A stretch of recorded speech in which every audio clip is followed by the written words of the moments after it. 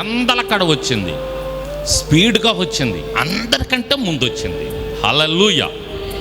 అందరికంటే ముందు వచ్చింది. అందుకని ఆమె పేరు మొట్టమొదట రాయించాడు పరిశుద్ధాత్మదేవుడు. పరిశుద్ధాత్మదేవుడు కూడా ఆమెకున్నటువంటి ఆసక్తిని బట్టి, ఆమెకి ఆయన మీద ఉన్నటువంటి ప్రేమను బట్టి, విశ్వాసాన్ని బట్టి ముందు యోహాను ద్వారా మగ్దలేని మరియ పేరు రాయించాడు ఆయన. స్తోత్రం చెప్పండి. బహుశా ఒకవేళ ఆమెతో ఇంకొంతమంది వచ్చున్నా ముందు మాత్రం ఆమె పేరు రాయించాడంటే ముందు ఆమె లేచి ఉంటుంది,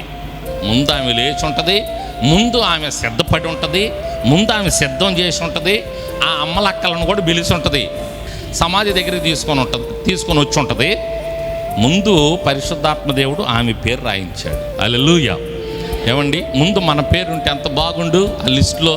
అంటే మన మనస్సు ఆ విధంగా దేవుణ్ణి ప్రేమించేదైతే, దేవుని కొరకు ఆసక్తి చూపించేదైతే దేవుడు కూడా సంతోషపడతాడు, దేవుడు కూడా ఆనందపడతాడు. ప్రతి విషయంలో, ఇదే విషయం అని కాదు కానీ ప్రతి విషయంలో దేవుని విషయంలో ముందుండే వారంగా, ఆసక్తి చూపించే వాళ్ళంగా, మాంద్యులు కాక మందంగా ఉండక.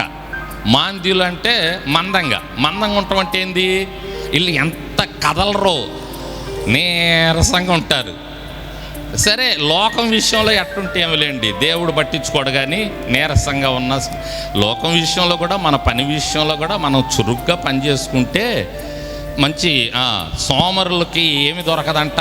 ఆహారం దొరకదంట. బైబిల్ చెబుతుంది. పని చేసేవారికి ఆహారం దొరికింది, సోమరులుగా ఉండే వాళ్ళకి ఆహారం దొరకదు. మందం అంటే సోమరతనం.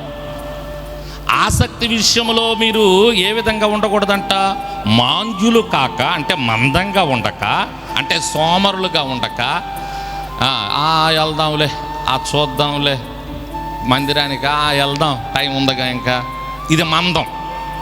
స్పీడ్గా ఉండాలి. అరే ఈరోజు మందిరం, స్పీడ్, దేవుని సన్నిధి, స్పీడ్, దేవుని దగ్గరికి వెళ్ళాలి, నేను వెళ్ళాలి, ముందు నేను చూడాలి యేసయ్య సమాధి ఎలా ఉందో.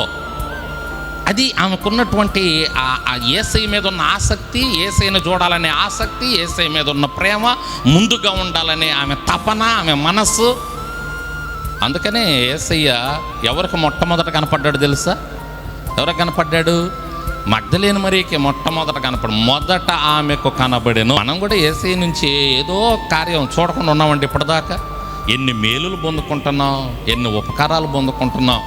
మరి యేసయ్య పని విషయంలో, యేసయ్య అంటే స్పీడే, వేగం ఏది ఉండాలా లేదా? వేగం ఉండాలా లేదా? స్తోత్రం చెప్పండి ఒకసారి.